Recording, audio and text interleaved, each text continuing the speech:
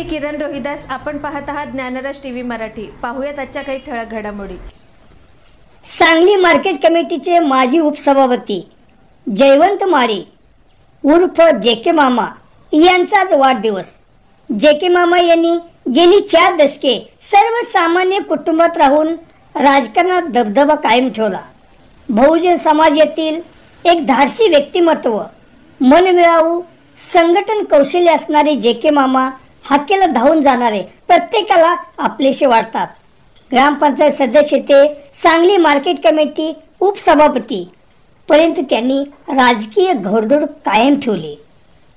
ओबीसीला न्याय मिळवण्यासाठी लढा उभा केला. सध्या डफळापूर सोसायटीचे ते सदस्य आहेत. प्रत्येक निवडणुकीत मोठ्या हिरिरीने भाग घेणारे, तसेच अन्यायाला वाचा फोडण्यासाठी सतत संघर्ष करणारे जेके मामा यांना वाढदिवसाच्या हार्दिक शुभेच्छा. शुभेच्छुक Shri Varad Vinayak cooperative credit society limited Daphalapur.